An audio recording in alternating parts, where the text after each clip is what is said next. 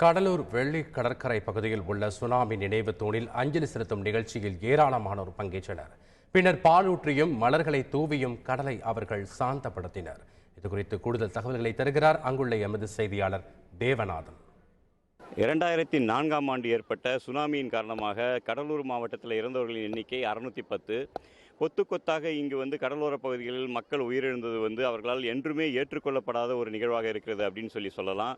12 ஆண்டுகள் ஆனாலும் தங்களுக்கு ஏற்பட்ட இழப்புகளை ஈடு செய்ய முடியாத நிலையில் அவர்கள் இந்த தினத்தை ஒரு கருப்பு தினமாக கடைபிடித்து வருகிறார்கள். இதன் காரணமாக மீனவர்கள் யாரும் கடலுக்கு செல்வதில்லை. அதேபோல மீன் விற்பனை அங்காடிகள் எதுவும் என்று இந்த 26ஆம் தேதி திறக்கப்படுவதில்லை என்பது குறிப்பிடத்தக்கது. இதேபோல மீனவ பெண்கள் மற்றும் பொதுமக்கள் இணைந்து கடலூரில் ஒரு ஊர்வலம் நடத்தினாங்க. இந்த ஊர்வலம் சில்வர் பீச்சில் இருக்கிற சுனாமி நினைவு தூணுக்கு வந்தது. அந்த நினைவு தூணில் மெழுகுவற்றி ஏற்றியும் மலர் தூவியும் அஞ்சலி செலுத்தினர். அப்போது பல பெண்கள் கதறி அழுத ஒரு காட்சியை காண முடிந்தது. இதே போல இந்த கோர தாண்டவம் இனிமேல் ஏற்படக்கூடாது அப்படின்ற ஒரு முயற்சியாக கடலுக்கு மலர் தூவியும் பாலை ஊற்றியும் சாந்தப்படுத்தும் ஒரு நிகழ்ச்சி நடைபெற்றது. இந்த நிகழ்வு எத்தனை ஆண்டுகள் ஆனாலும் தங்களால் மறக்க முடியாது அப்படின்னு சொல்லிட்டு மீனவர்கள் தரப்புல தெரிவிக்கிறாங்க. தந்தி செய்திகளுக்காக கடலூரில் இருந்து எஸ் தேவநாதன்.